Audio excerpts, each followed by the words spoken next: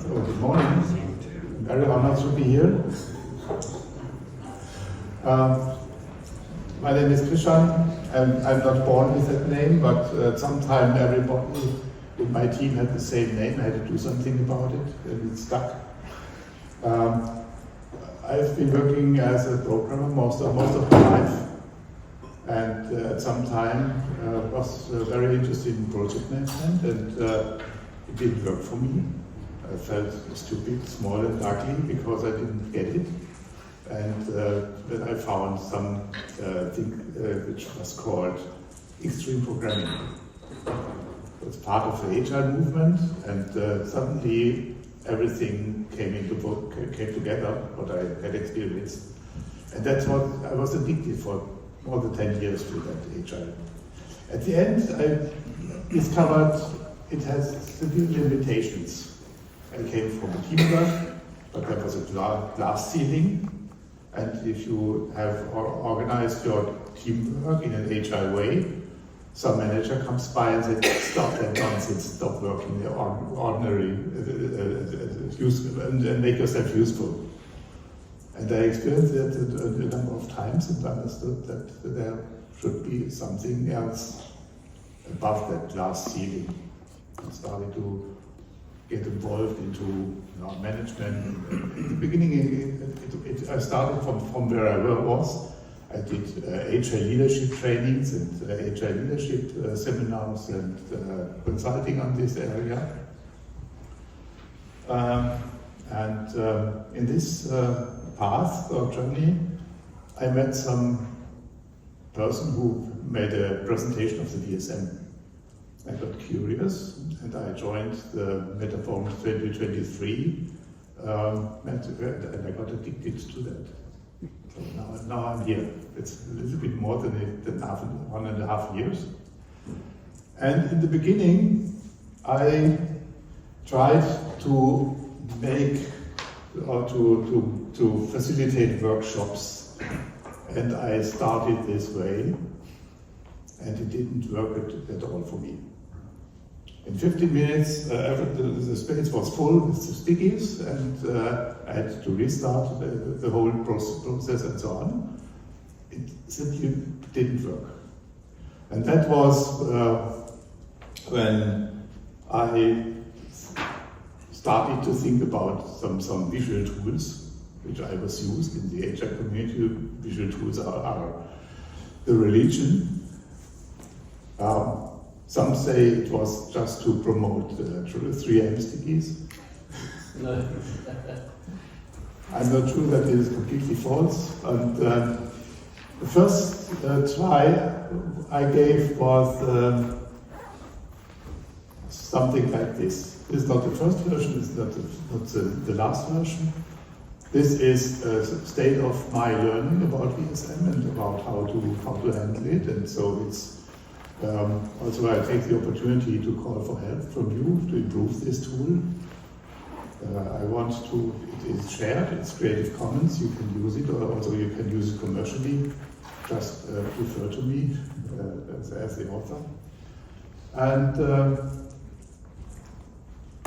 this solved the space problem on the canvas or on the flip chart.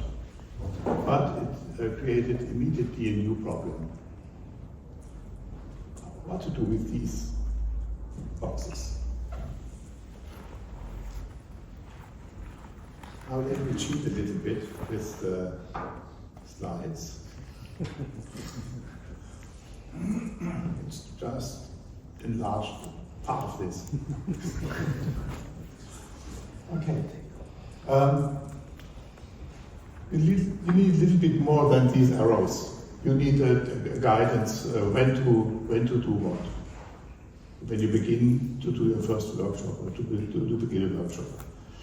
And that was a little bit difficult, and it took me some time to understand what was going on. And to my rescue came one other tool which is outside of ESM.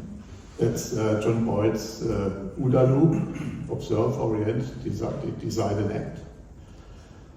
And at that time, I renamed that canvas. Until then, it was called VSM Canvas, and I thought, no, it's not about how to promote VSM, but how to use VSM toward my goals. And I renamed it to Viability Canvas. This is about, it's about sense making. And these 4 steps are not really a loop. It's 4, like 4 heads you have. First you start, typically, not first, typically you start with an observation head to collect facts. And to stay without an opinion about these facts, collect them. Otherwise you miss some important things because you're already focused on your opinion. And then you start with the second step. I stick to the word steps now. Now I have explained that it's wrong. Second step is making sense and to develop an opinion about that. And the third is, then you can think about consequences and ways how to act. And the fourth step is you have to think about priorities, the sequence of actions, where to start and how to start. And that solved, next part of it, that solved my problem with the guidance, when to do what.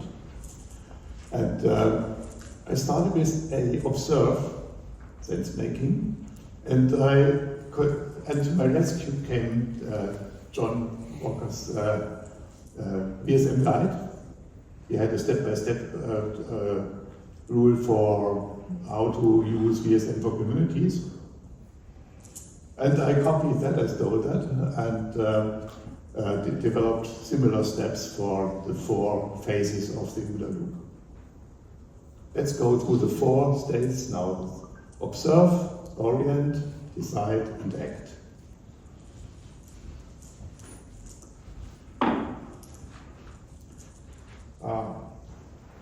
There's also some cheat sheet. How to use these boxes, my original question, and when to use which box. For example, step A1 is top left. It's outside of the piece. It's just the bootstrapping or starting of the thing. A2, system 1. So,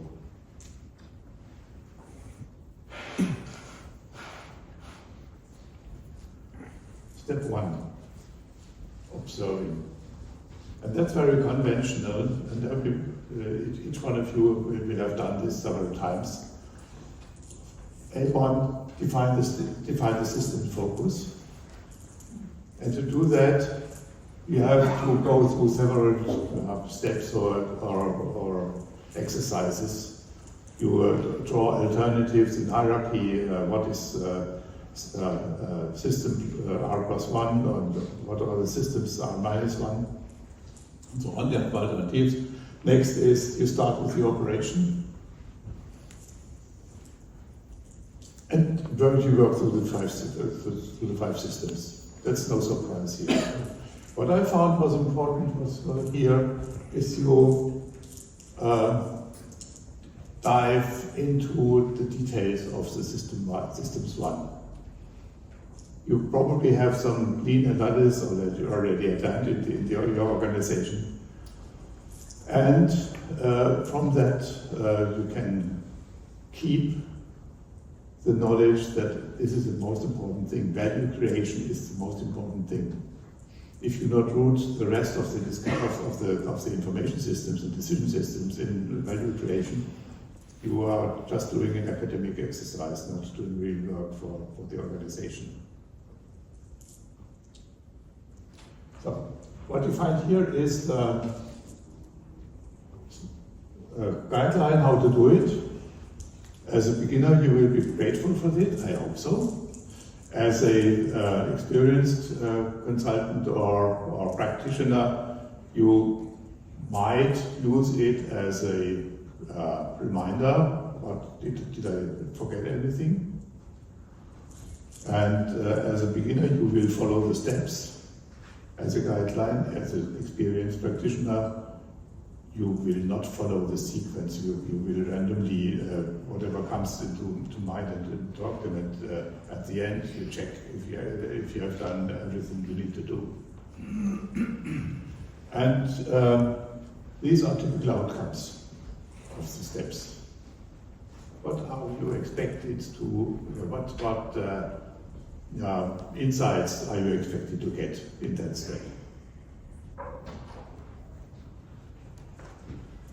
By the way,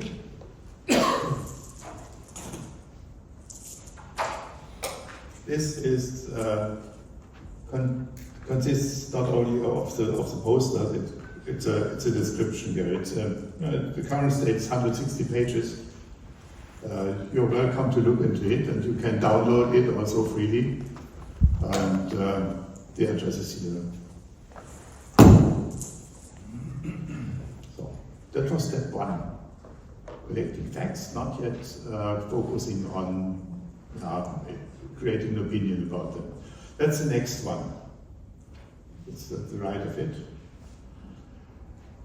And in the typically DSM way, it's finding pathologies, things to improve. What I have here is Martin Pfiffner's 5 archetypes of pathologies. On top, here are other lists that's taken from Angela Espinosa's list of pathologies. I'm not sure that it's the correct list. It's we are supposed to dig deeper, but it's a starting point. And again, as I mentioned for the system 1, which is also incidentally the value stream of Lean, you probably have other inquiries or ideas or slide text from one of the big 5 consulting companies or whatever insights you have, and note them here. Do not try to recreate everything from scratch. Use what you have.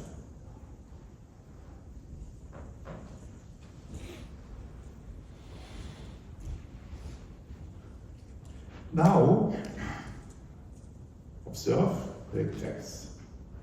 Orient, make sense of them. Next is get ready for decisions. And what we typically do there is to, again, go through the systems and collect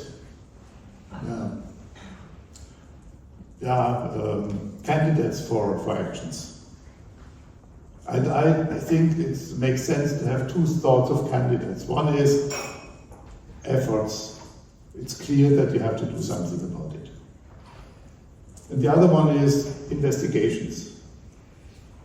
Yeah, we should look into it, and it might result in a number of actions or nothing at all.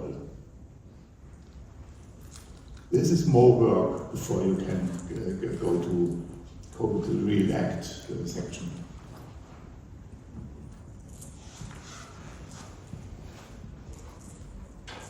When you finish this, you have a list of potentially to do things, the things to do. And now, I come to a little bit controversial part of it. I'm not sure that the usual way to create a change project is the best way, is always the best way for acting in a complex environment. Because if you are in a complex environment, the environment changes faster than you can perform your change process. You have the first step, it changes the system, The second step can be the wrong one, or it doesn't match the environment anymore, or whatever. Environment is, in that context, is my acting environment as a consultant or a change agent, which includes the system itself. What I do instead, or what I propose here instead, is the following.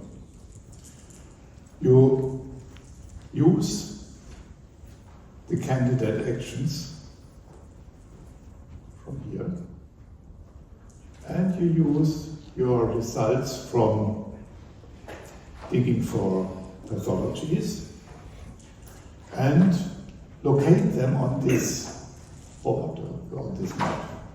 And the two axes of the map are time. How long will it take to implement that change? And the other one is how much effort will it be? How much resistance will you meet when you try that? Look here, this is 0. Sometimes you do not find any resistance. Everybody will jump on the boat when the idea comes up. So sometimes you have negative energy cost. And then you have all your stickies located on this board. Then you can start collecting low-hanging fruit. And the effect of collecting low-hanging fruit is twofold. Possible effect is: one, it creates an improvement in your system, and the other effect could be it improves the opportunity, the possibilities. It creates new openings, new pathways to change things, and maybe something from here moves down when you have finished one step. So you revisit this energy map again, and it's something like a dynamic to-do list. It's a political way to organize that to-do list. One step in between is pretty important. This area, it's labeled trivial. This area is not worth the effort because it changes too often and too easily to control it. You have changed it, it changes back. Whenever some middle manager has a new role, you have to talk about that. Don't bother with these things. They manage themselves. And do not bother with the top right. It's the impossible area. If it takes too much time and too much energy and too much effort to convince the boss, no, don't try it. Create successes here, and maybe you can convince those people. Maybe you should change your environment to the better.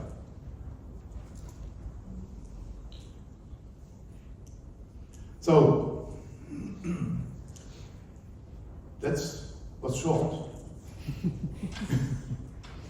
And again, that's work in progress, and I would appreciate if you would use it, you give feedback, participate in the further development of this canvas.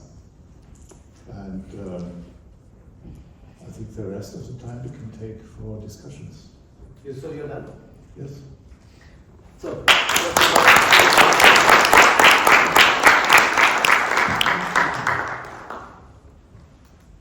Oh, okay, thank you. It goes without saying. Thanks. I have two questions.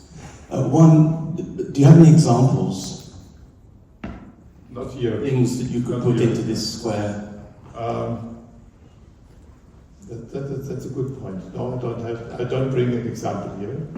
I did some workshops with that tool. It was previous versions. That was my that influenced my decision not to bring them up. I can show you later, but yeah. Second question is, going back to the pathologies, I noticed one of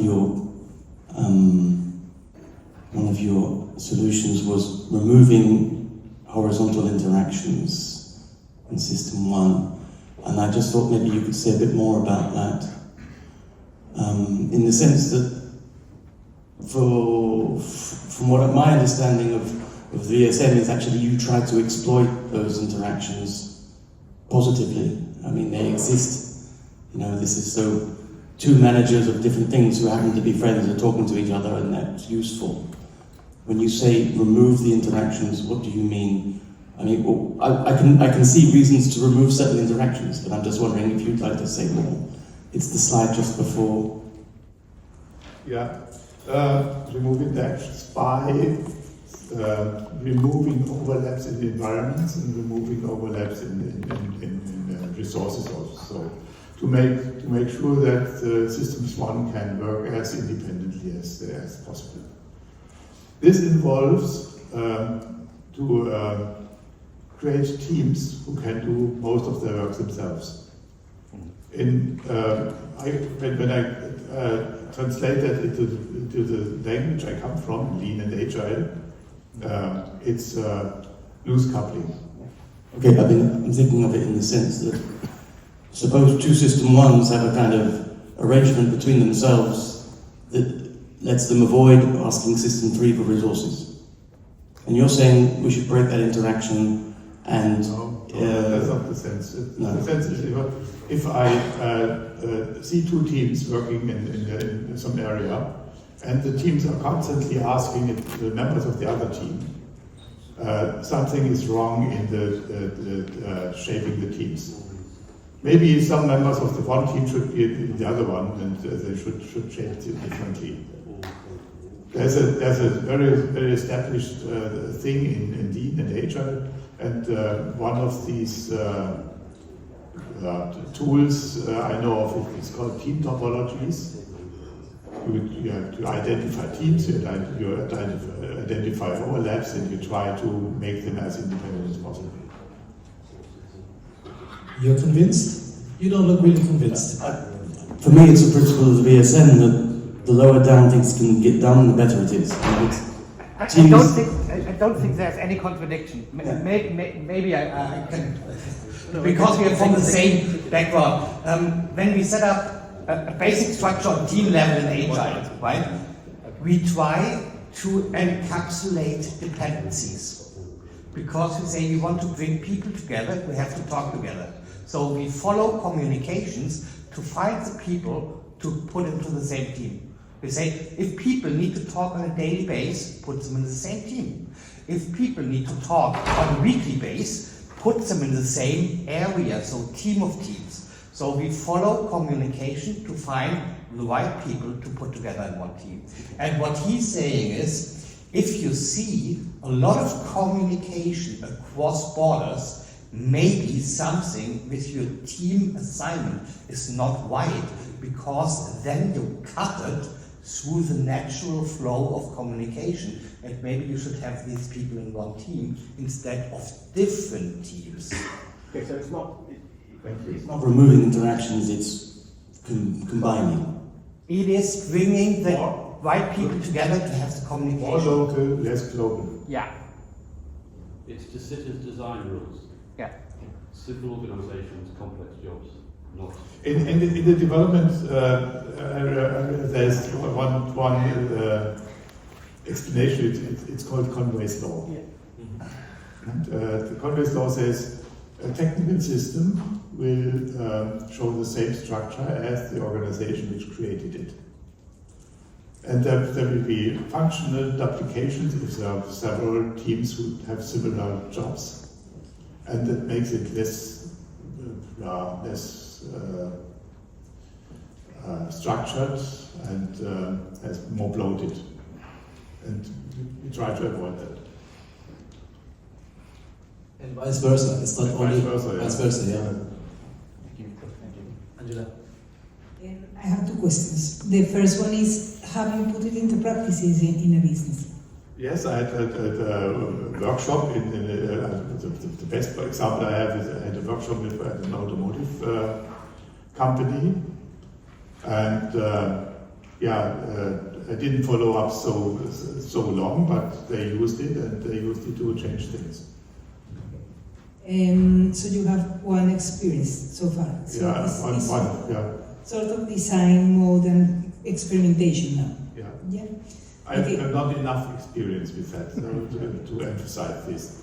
And that's one reason I wanted to do that presentation, to find people who share this experience with me. The second question is, are you using it like in expert mode? Because in your frame I can see nothing explaining what are systems 1, 2, 3, 4, 5. So for me the strength of the VSM theory is the meaning that not only the 5 systems but the interaction between systems, the homeostats, all the bit of the theory that is so strong. How do you communicate, and when do you communicate this to people so that they can participate in doing the exercise?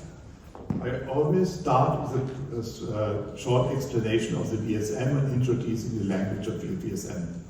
Because I have had bad experiences and devastating experience with just doing things and not explaining why I do it, they change it back before I have closed the door behind me. Because it has no chance, there's no way it will become part of their culture if they don't have a language to talk about it. And what I want is not making people dependent of my presence, superhero Krishan. I want to understand them, the principles, and to want to empower them to do them by themselves. And that's only possible if I introduce VSM. And my experience is whenever I have a non-political environment, not senior managers, but people on the shop floor, they are enthusiastic to have a way to name things and to explain things which make sense. And VSM definitely makes sense. And it has a new way to explain things which they didn't have before. So that's a very strong belief. I tried to introduce Scrum once when I had a reluctant manager and a team which would comply with the practices. But when I left that team, it lasted less than a day before they fell back to the old practices. Less than a day. And how long does the whole workshop takes? How long? For how long does the workshop takes? How long does it take? 6 to 8 hours. 8 hours. 1 day. 1 day. All the stages in 8 hours. No, that's the outline, and I leave them to work on to do their homework. Because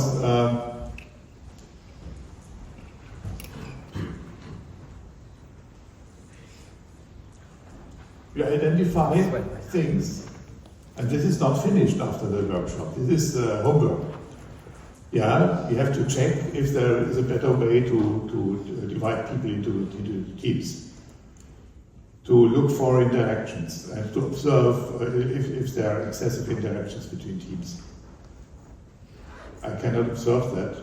Yeah, I can, but in my current situation, I'm not interested in studying 30 consultants and who do that work. I'm more interested in handing it over to my customers to tell them, that's now the ball is in your field, yeah. Your field, yeah. So we have 3 more questions here, so please. Can I ask a question about what makes you, so if you're looking at the teams and the makeup and you're looking at maybe there are problems with the way that the teams are made up, what makes you not think, have I misunderstood the environment, or have I misunderstood what's happening in the environment that I'm trying to work to? So, does that make sense? I guess what changes your focus from looking internally at the organisational structure and then look whether you should be rethinking how you understand the environment? I try not to pretend I understand anything about their work environment in one day. No, the external, so not the work environment, the external environment to which the system is trying to respond to. I ask,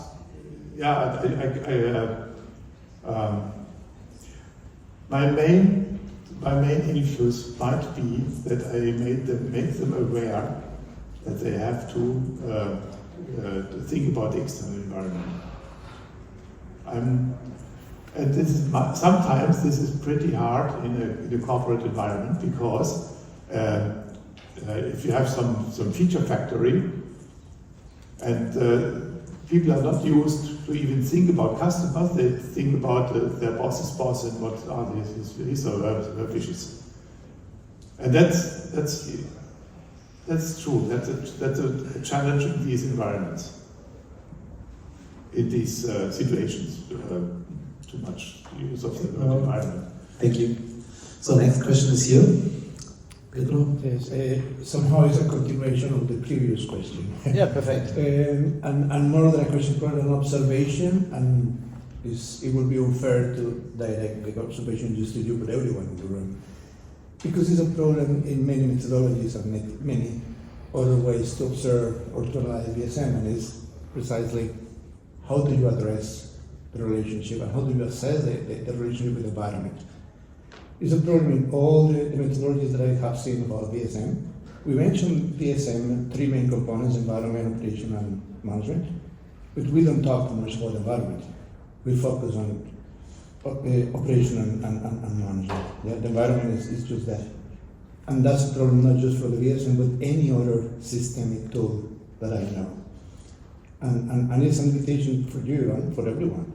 How do we create a method or a protocol to observe and assess the elements of the environment that are determinant to what we want to do with the other two elements of the VSM? I could expand this question. How do we create a situation where they are able to interact with the environment? In many corporate situations, the teams are never exposed to any customer. And I've observed this for years in the agile lean environment. If you talk about Scrum, you talk about somebody with the role product owner, and the product owner is the person who knows about the customer, who is customer proxy, and then it stops. There is some magical way how the product owner observes the customer's wishes, and if you look closer, it's just a glorified project manager, and the product owner doesn't have any connection to the customer in many cases. Maybe also because you asked, I think it's as a consultant, I experience that as the most difficult thing to understand the client's relation to the outside, to the interaction with the environment. But what I learned is trust the customer. There is a knowledge in the company you're working with or in the organization because it exists. It successfully exists in past years, so they know their clients, they know their markets. Yeah? And also, I think a little bit like you did, Martin, when you came to us, bring the right people to the table. Who has the knowledge for the market interaction? Yeah? And this is at least maybe not the universal recipe, but one thing that at least for companies works in many cases, I saw. So get the inherent knowledge about the market interaction from your client, because there is knowledge about the market and the customers. Maybe it's not heard by management, but then you have to unreveal that informal structure. That's one thing I learned. But now to the question I had. Okay. First of all, thanks a lot about this sequence. I learned to deal with Martin's 7 steps, and I can bring that together, how to populate the information, also with Martin's steps very easily, so thanks a lot. And also, I like it very much that you mentioned team topologies. I know that's something that might sound a little bit strange, but for the agile guys, it's a very common method, and I can just underline, I used it in my last big VSM application also, the team topologies concept, and it works very well. So, yeah. Now the question, it's a little bit to you, but also to the group.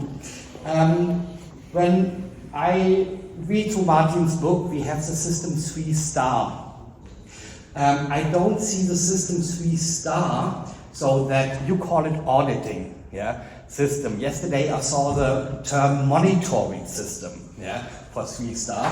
I don't see it listed, but I am convinced it is a very important system which at least we didn't pay enough attention in our design phase, because it's something like the self-awareness of the company also.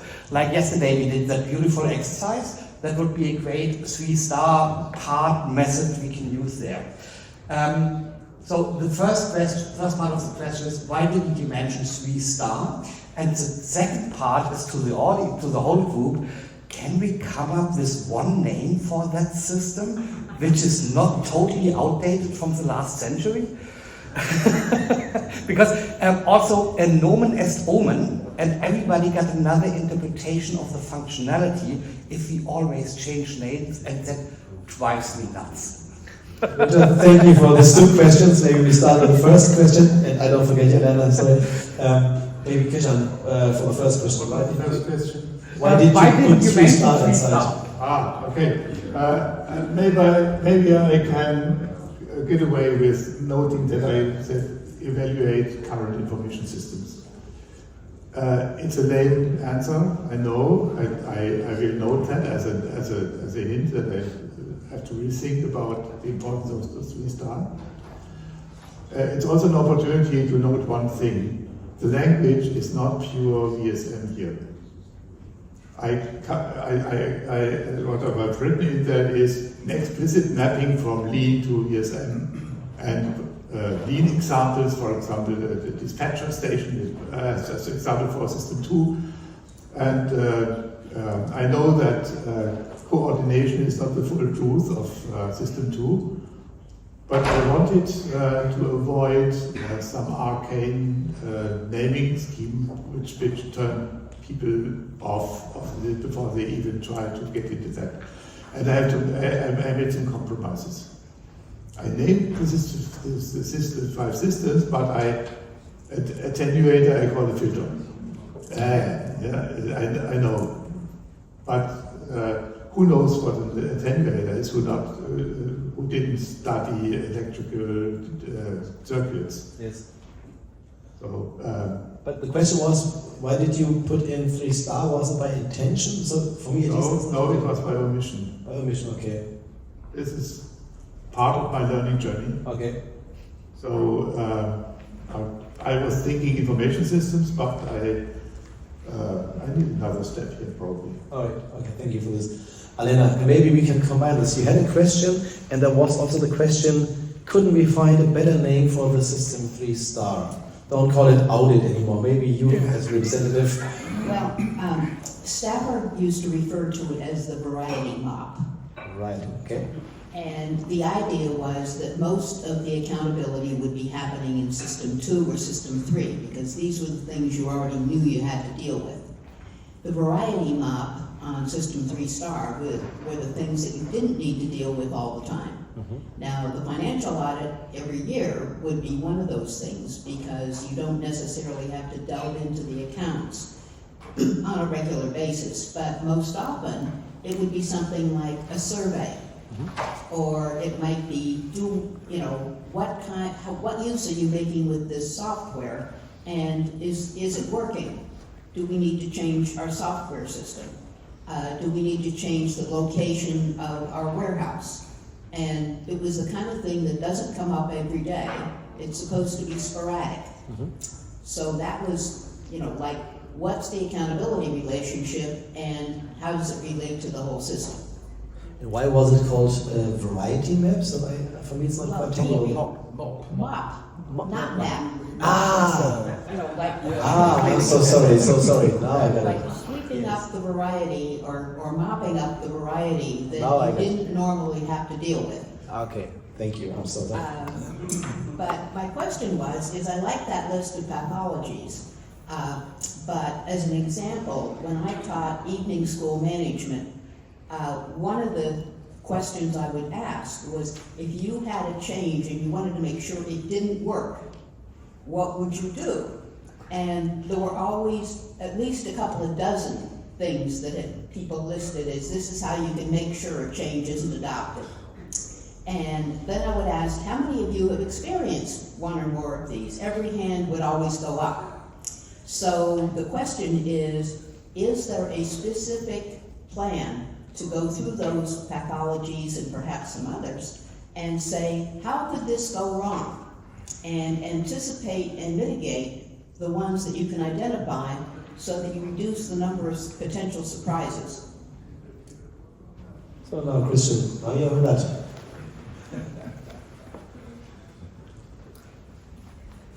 Thank you. This is start of where I'm working. Here, design for autonomy, team topologies, and inverse Conway's law, and so on. And I use typically in such a case one term which is called blast radius. It comes from lean change. That's another book in the lean universe. And blast radius is essentially the risk I take when I implement some change. And I assess this in beforehand. If it's too large, I try to split it into smaller experiments. And by the way, I like the word conducting experiments much more than doing change. Because in a complex system, every change is an experiment. The system can become worse or better. And depending on the outcome of the small experiment, I do the next experiment. I do not have anything here. Blast radius, in my case, it's part of my subconscious acting in such an environment. Think about risk. You want to add something, Elena, or it's okay? I think, do you want to add something, or it's okay? No, it's okay. Okay, thank you. So here was another question. Yes? Yeah, I'm just curious if an organisation went to this workshop and created some information, what would be typical examples of what they would do next? Rearrange the team structure. So reorg. Yeah, because when you say, sorry about PowerPointing here, but you're doing it in the wrong way.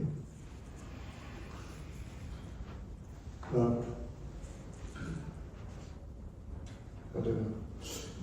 The first priority is design for autonomy.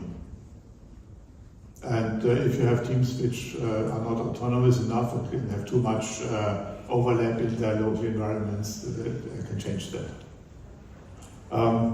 Second one is from conversation with Martin and others, I heard that one of the strongest points is to strengthen systems too. So, which means try to identify points where we have over-management or micromanagement and put responsibilities into the hands of the teams. Another case could be, what I've seen in my example is accountability. If you have agile teams, they talk a lot about autonomy, but there's rarely a discourse about accountability and about results. That's not agile. We have the right mindset and everything will be fine. No. They get money from the company and they have to earn their money, and that means they have accountability and they have to produce results. And for some people in my world, that's a harsh reality. Believe it or not. And then you can get to more things. But I think that the system 2 is the most frequent change I see in the short term. Right. So creating a system too, or being able to see it, You're not necessarily first changing the organisation. strengthen it. Yeah. In the software environment, you have a version control system over the teams, and this is part of system 2. So I have difficulties to imagine a situation where you do not have a system 2. But it's not explicit, it's not strong enough, it's not considered important, it's considered overhead. It's overhead, but essential overhead in lean terms. And that's one of the quick wins you can always get. And it's also a quick win for VSM, having it pointed out as a necessary thing. Okay, thank you. So Theodore, there was a question. And the last question for Martin, and then I have a small experiment, so stay tuned. Thank you, Krishan, for experiment. Thank you for your inspiring contribution to our conference. I have a question which has relation with the call of Stafford Beer in his platform in Change for the renovation and the construction of new eudaimonic institutions in our societies. What is eudaimonic? What is eudaimonic for you? And who decides about this criteria in your interventions in the organizations which you have implemented your VSM? Who decides in the environment? I can do diagnostics, I cannot decide. I can point out that in almost always all commercial organizations you have a too strong top-down tendency. And what was a big revelation for me from VSM, I don't have just an opinion about the autonomy of teams. I have a scientific basis for that opinion. And so it happens to converge my opinion and the scientific basis for that people, that's a driver's drive. And that's for me, that's one strong personal reason why I came to the VSM.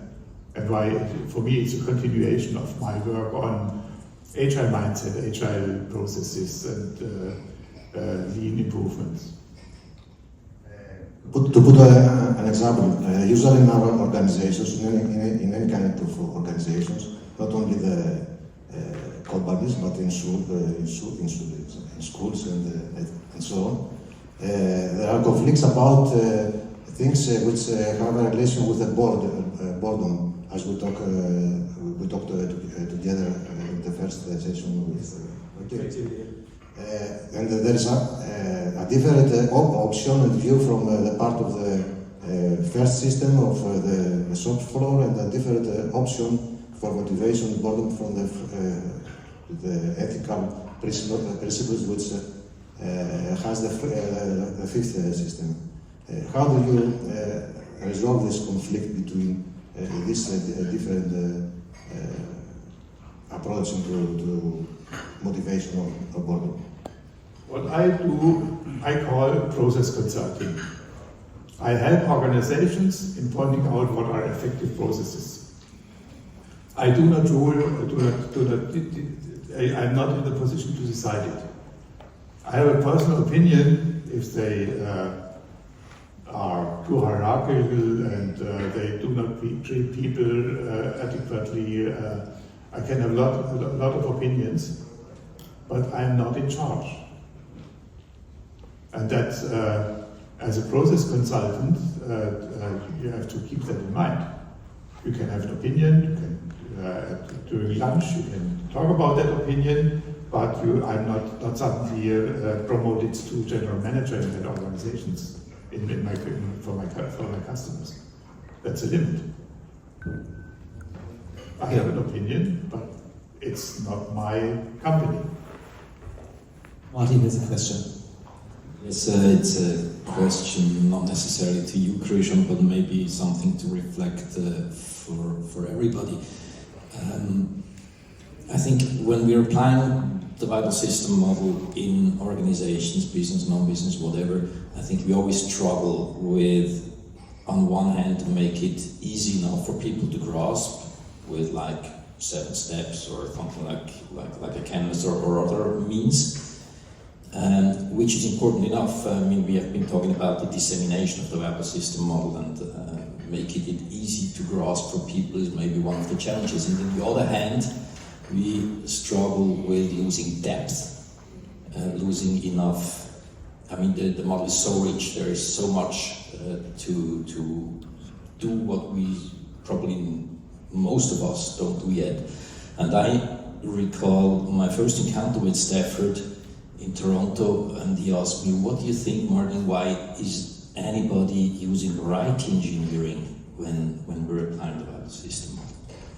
And I'm really wondering about chart 4, for example, in the viable system model, which is quite difficult to grasp for practitioners.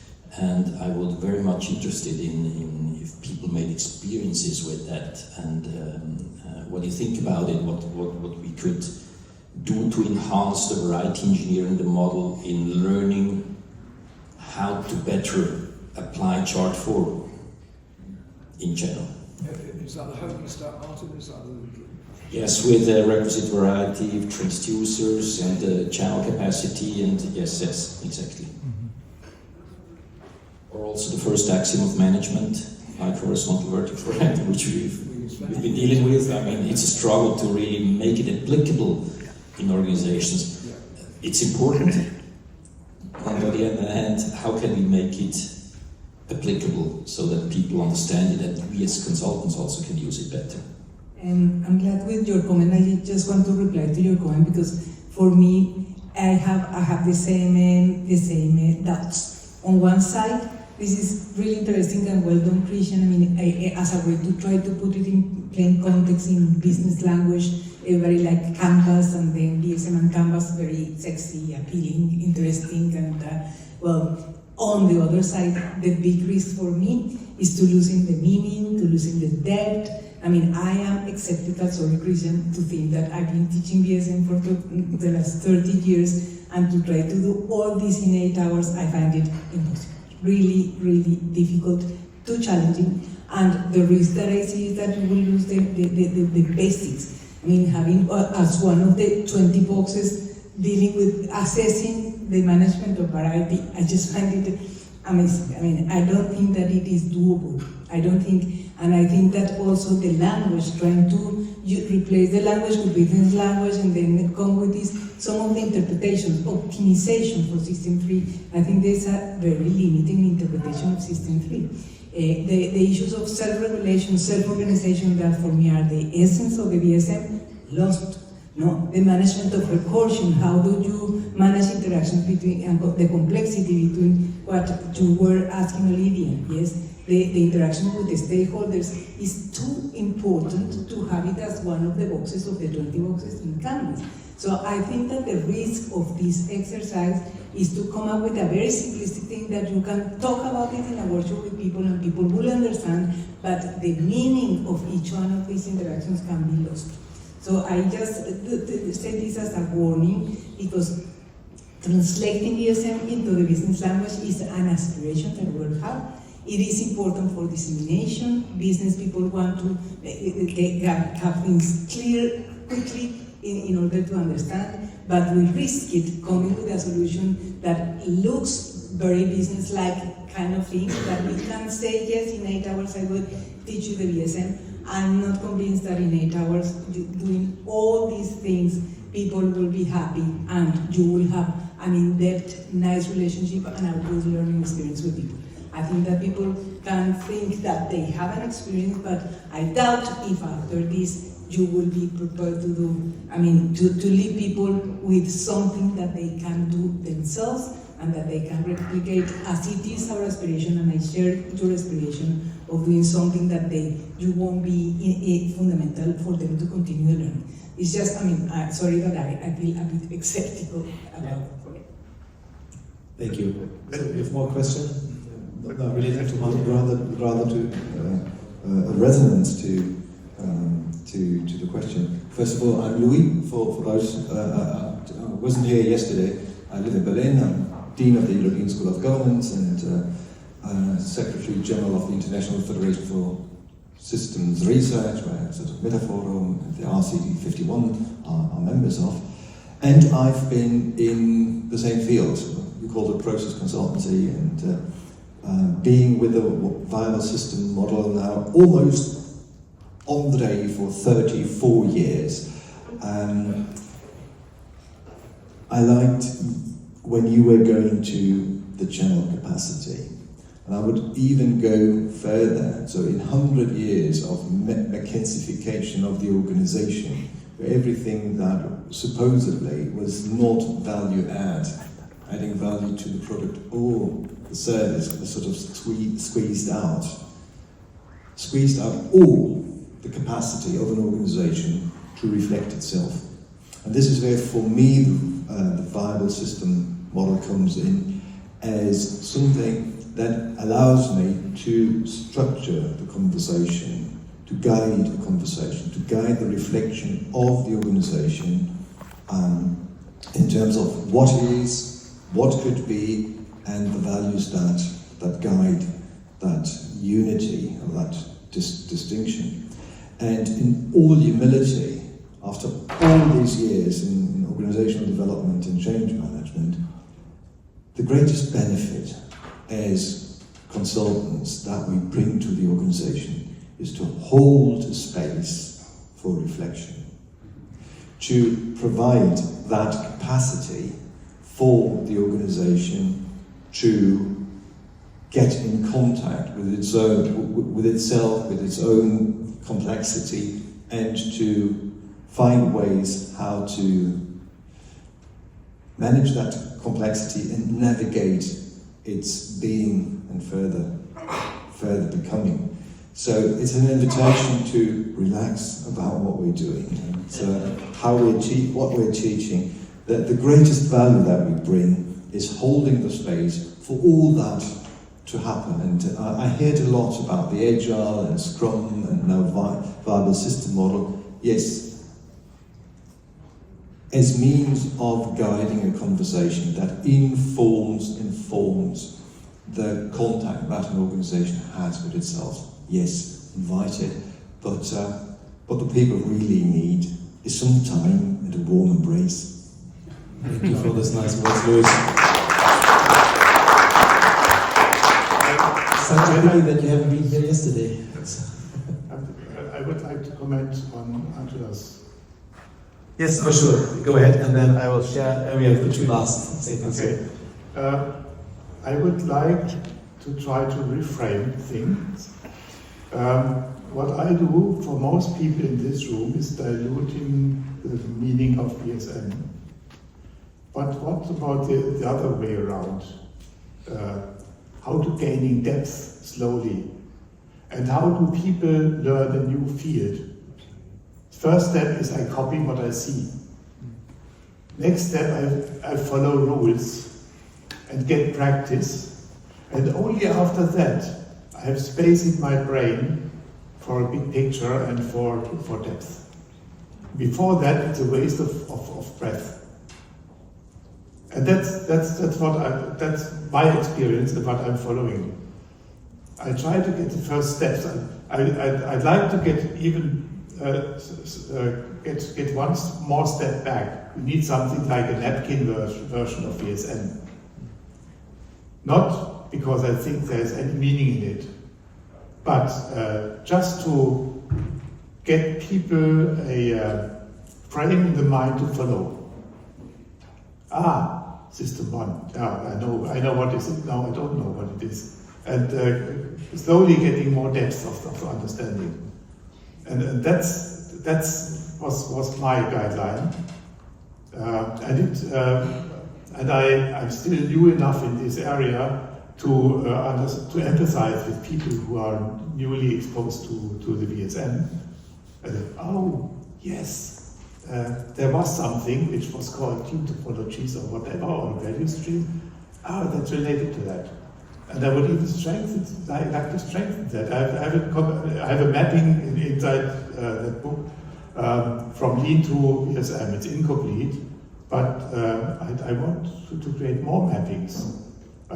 Yesterday I had a conversation with Russell over there about the mapping between the flight level model and VSM. And flight level model is a very simple model. It has no underlying theory. People love it because it's so simple and they understand things now after 15 minutes. And I can grab this and look, level 1 is system 1, flight level 2 is combined system 2 and 3, and so on. And that helps them to not feeling lost and to follow me deeper into that jungle. Okay, so very short answer from you, Richard, a question, and then the final words, please, from Elena. Comment on 2 points. You asked what is the output of these workshops sometimes, right? You asked, unit, sorry. So in my experience, do similar things. One thing is what started is communication. And for example, we are in the process since now several years, communication to sharpen one word that was continuously mentioned, it's autonomy. And this is a very valuable journey that you kick off in a company after such a workshop is, you have the word autonomy, you have something maximize autonomy, decide for autonomy, to define what does it mean, what does subsidiarity mean. And the real value lies in a discussion, for example, also with the VSM for me, to get clarity in where are things decided? What decision is taken where? To get that clarity in the organization is tremendously helpful. Yeah? And that's already a big value without understanding all the difficult parts of Stafford Beer. There's a lot of value, and that is where I want to connect another dot of you. You said, we are afraid of losing depth. I'm not. Because I'm coming from the agile, and we have a saying, start anywhere and improve from there. Because when you start working with a system, you fascinate people, and you start discussion, the digging deeper will come as a process over time. Don't be so impatient. It's not a big bang rollout. It's a journey we start when we start dealing with VSM. And there's no in 6 months there's an end. And at the last point I want to connect to you, and that's also with my system 3 star. I totally agree with you. We need the time for reflection, because reflection also means learning. And for me, an organization which is not capable to learn is not viable. No, there's no viability without learning. And exactly system 3 star, for me, that self-awareness, that learning and checking, are my decisions, do they have the right effect? It's an essential part of making an organization capable to learn. And in Agile we call it also a retrospective, that the team comes together and looks, okay, what did we learn? How can we get better? And this is why I was voting for, can we get it a modern name? That also shows the part of, let's take a breath, let's learn and let's reflect what's working or not. And that's for me an essential part of viability, and that's one of the most underrated parts of System 3.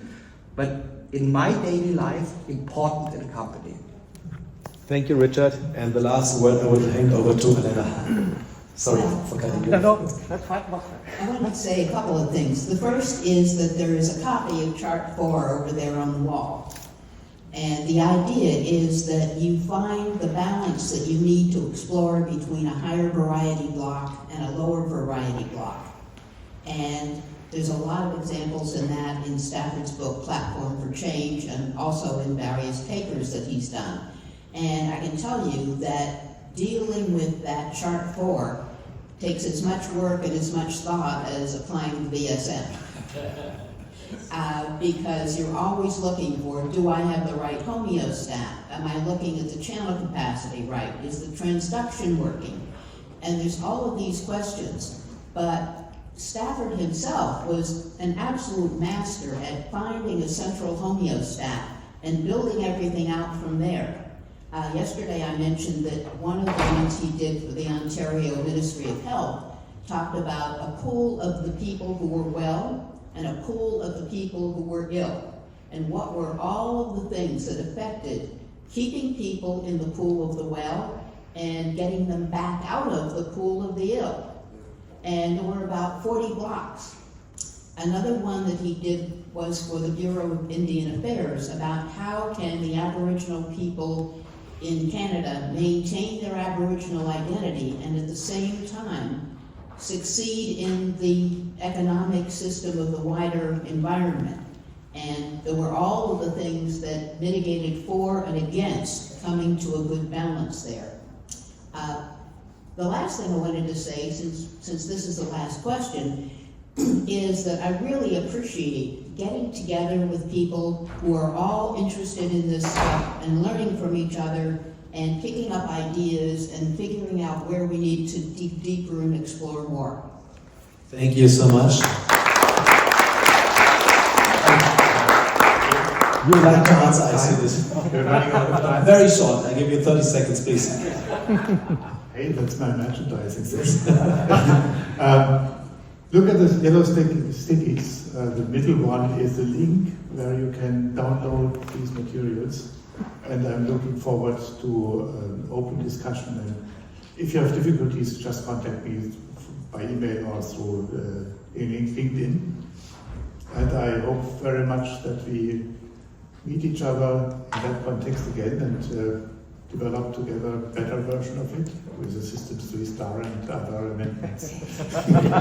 And Krishan, thanks a lot for sharing, because I mean that's not so easy to put something on stage with a still in draft status. So thank you a lot for this courage, and thanks a lot for this vivid discussion. And unfortunately we couldn't go for the experiment, but anyway the discussion was more than great. So thanks a lot for this. And now it's time for a coffee break. We see you back at 11:30 here in the plenum. So thank you.